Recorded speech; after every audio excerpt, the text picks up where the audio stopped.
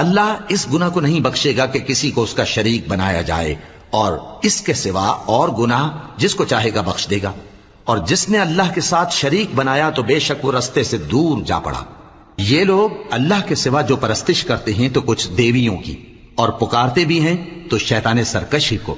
جس پر اللہ نے لعنت کی ہے، اور وہ اللہ سے کہنے لگا میں تیرے بندوں سے غیر اللہ کی نیاز دلوا کر مال کا ایک مقرر حصہ لے لیا کروں گا، اور ان کو گمراہ کرتا اور انہیں امیدیں دلاتا رہوں گا، اور یہ سکھاتا رہوں گا کہ جانوروں کے کان چیرتے رہیں، اور انہیں سمجھاتا رہوں گا، تو وہ اللہ کی بنائی ہوئی صورتوں کو بگاڑتے رہیں گے۔